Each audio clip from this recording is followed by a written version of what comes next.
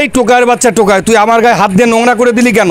ভুল হয়ে গেছে স্যার, আমারে ক্ষমা করে দেন। ফকিন্নির বাচ্চা, ফকিন্নি টোকায়, তুই আমার গায়ে হাত দিস? তোর এত বড় সাহস! আমার ভুল হয়ে গেছে স্যার, আমার একটু উপকার করবেন স্যার। কি উপকার বল? স্যার আমার মা অসুস্থ, গ্রামে টাকা পাঠানো লাগবে। আমি বাঙালি টুকাইয়ে কিছু টাকা জোগাড় করছি।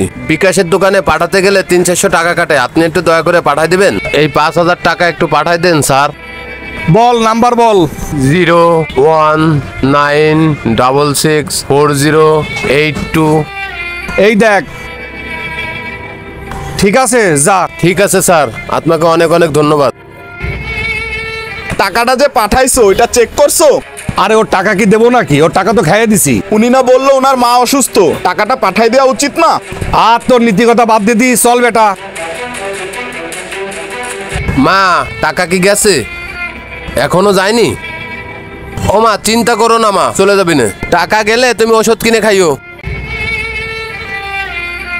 স্যার টাকাটা কি পাঠাইছেন? এখনো যায়নি, একটু চেক করেন না। আমার মা এখনো টাকা পায়নি। এর বেটা, টাকা পাঠানো দেখ তো পাঠাইছি, গেছে কিনা গেছে সে তো আর আমি জানি না। বেশি প্যাকের করলে এলাকাতে বাইর করে দেবো, ভাগ এনতে। না স্যার, আমারে বের করে দেবেন না স্যার। আমি এইখানতে টুকাই টুকাই খাই স্যার, আমার পেটে লাথি মারবেন না স্যার। এনতে ভাগ, ধরো, সর।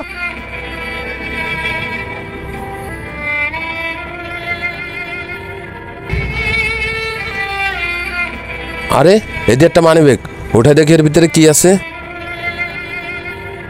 আরে মানি ব্যাগের ভিতরে অনেকগুলো টাকার কাগজ, রাইখে দেই, কেউ খুঁজতে আসলে দিয়ে দেবানি। রাজু ভাই, মানি ব্যাগটা তো খুঁজে পাচ্ছি না। ওর ভিতরে তো সব আমাদের প্রজেক্টের কাগজগুলো রয়েছে। আচ্ছা আপনি এক কাজ করেন, আপনি ওই পাশটা খোঁজেন, আমি এই পাশটা খুঁজি।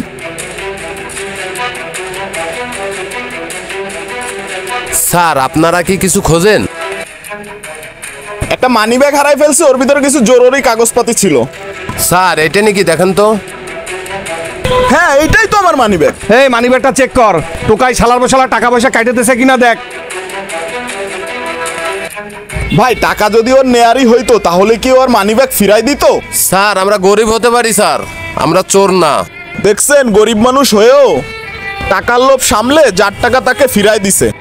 আর তোমার কাছে সবকিছু থাকতেও তুমি টাকার লোভ সামলাতে পারলা না। গরিব মানুষের টাকাটা তাই তুমি খেয়ে দেওয়ার চিন্তা করছো। আসলে আমার ভুল হয়ে গেছে, কিছু টাকার লোভে খুব খারাপ কাজ করেছি তোমার সাথে। তোমার টাকা এখনই পাঠায় দিচ্ছি, দাঁড়াও।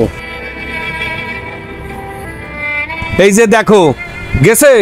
স্যার দেখানো লাগবে না, আগেও আপনাকে বিশ্বাস করছি, এখনো আপনাকে বিশ্বাস করি স্যার। যাক, তাহলে আমরা সকলে সকলের ভুল বুঝতে পেরেছি, এটাই ভালো। আমাদের সমাজের চারপাশে এমন অনেক ব্যক্তি আছে যারা ধন সম্পদে গরিব হতে পারে কিন্তু মনের দিক থেকে অনেক ধনী।